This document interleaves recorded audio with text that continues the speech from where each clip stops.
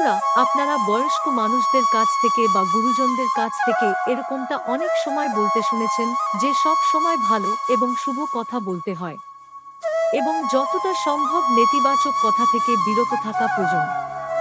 বন্ধুরা, কখনো কি একবার ভেবে দেখেছেন কেন এরকমটা বলা হয়ে থাকে? এর পেছনে একটি বড় রহস্য লুকিয়ে রয়েছে। বহু ক্ষেত্রে আপনারা হয়তো দেখে থাকবেন আপনার বলা কথাগুলি অনেক সময় সত্যি হয়ে যায়। এরকমটা মূলত তখন হয়ে থাকে যখন আপনি ওই কথাটি বলছেন, তখন হয়তো আপনার জিহ্বাতে সরস্বতী বাস করছেন। আর সেই কারণেই আপনার বলা কথাগুলি অনেক সময় সত্যিই হয়ে যায়। এখন কথা হলো, এটা কি বাস্তবে সত্য নাকি ভিত্তিহীন কাল্পনিক ধারণা? এই প্রশ্নটিরই উত্তর খোঁজার চেষ্টা করব এই ভিডিওতে এবং জানব দিনের কোন সময় বাগদেবী সরস্বতী আমাদের জিহ্বাতে অবস্থান করেন এবং আমাদের বলা কথাগুলিকে সত্যিই প্রতিপন্ন করেন। তাই অবশ্যই এই ভিডিওটি শেষ পর্যন্ত দেখুন এবং দেখার পর এই সংক্রান্ত কোনো প্রশ্ন থাকলে নিচে কমেন্ট বক্সে অবশ্যই জানাবেন। নমস্কার দর্শক বন্ধুরা, ভক্তিমূলক কথা চ্যানেলে জানাই আপনাদের স্বাগত।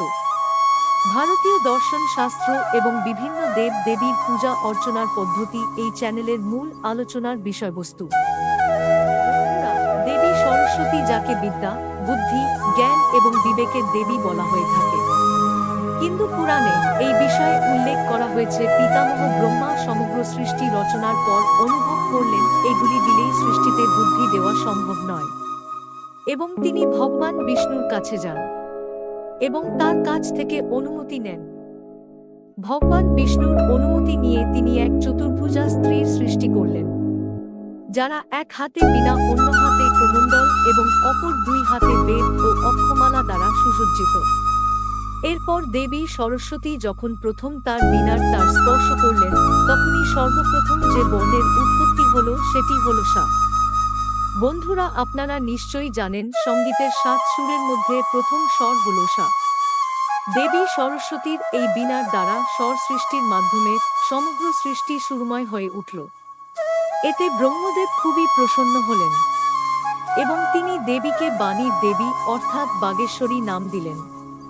বন্ধুরা, পুরাণে দেবী সরস্বতীকে পদ্মের উপবসে থাকতে দেখা যায়। পদ্ম পাকে জন্মালেও পদ্মকে কাদা স্পর্শ করতে পারে না।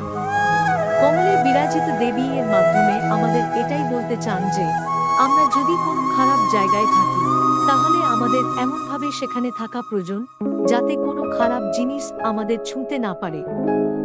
সনাতন ধর্মে দেবী সরস্বতী যেহেতু বাণীর দেবী, তাই আমাদের প্রত্যেকটি কথা তথা বাণীতে তার উপস্থিতি লক্ষ্য করা যায়। সারাদিনের মধ্যে অন্তত 1 থেকে 2 বার তিনি আমাদের সকলের জিহ্বাতে অবস্থান করেন, আর এই সময় বলা কথাগুলি সব সত্যি হয়ে যায়। আর এই কারণেই বয়স্ক লোকেরা, গুরুজনেরা বারবারই এই কথা বলে থাকেন, কখনো নিজের অথবা কারো সম্পর্কে খারাপ কথা বলতে নেই। তারা মনে করেন হয়তো সেই সময় দেবী সরস্বতী আমাদের জিহ্বাতে অবস্থান করতে পারেন, আর এর ফলেই আমাদের বলা কিছু ভালো মন্দ কথা অনেক সময় সত্যি হয়ে যায়। বন্ধুরা, এটা সত্য এবং বর্তমানে প্রমাণিত। বন্ধুরা, গবেষণা করে দেখা গেছে ব্রহ্ম মুহূর্তে অর্থাৎ ভোর বেলায় বলা কথাগুলি বা বাক্যগুলি সব সত্যি হয়ে যায়। এই কারণে অনেক সময় আপনি এটা হয়তো অনেকের মুখে শুনেছেন যে ভোরের স্বপ্ন কখনো মিথ্যা হয় না। তাই কোনো বিষয়টি যদি সত্যি করতে চান, তাহলে ভোরবেলা এই ব্রহ্ম মুহূর্তে সেই কথাটিকে বারবার রিপিট করা প্রয়োজন। দেখবেন একটা সময় পর সেই কথাটি সম্পূর্ণ সত্যি হয়ে যাবে। আমাদের শাস্ত্রে এই বিষয়ের উল্লেখ হয়েছে যে বাগদেবী সরস্বতী মাকে কেউ যদি শুদ্ধ মন দিয়ে পুজো করেন, তাকে যদি আহ্বান করেন, তাহলে তিনি তার ভক্তদের উপর খুবই প্রসন্ন হন, তাদের বিদ্যা ও বুদ্ধি দান করেন। বিশেষ করে মাঘ মাসের শুক্লপক্ষের বসন্ত পঞ্চমীতে দেবী সরস্বতীর নিষ্ঠা সহকারে পূজা করা যায়, তাহলে তিনি তার ভক্তদের ওপর অপার কৃপা দৃষ্টি বর্ষণ করেন। সবশেষে একটি বিষয় বলবো, কারো সঙ্গে বা নিজের মনের মধ্যেও যদি কথা বলি, তাহলে কি কথা বলছি সেই বিষয়ে অবশ্যই সর্বদা সজাগ থাকা প্রয়োজন। কারণ এই কথা জীবন যেমন গড়তে পারে, তেমনি জীবনকে ভেঙে তছনছ করে দিতে পারে। আশা করি দর্শক বন্ধুরা এই ভিডিওটি আপনাকে সমৃদ্ধ করেছে। ভিডিওটি দেখে যদি ভালো লেগে থাকে তাহলে চ্যানেলটিকে সাবস্ক্রাইব করে ভিডিওটিতে লাইক ও শেয়ার করে দেবেন। ধন্যবাদ।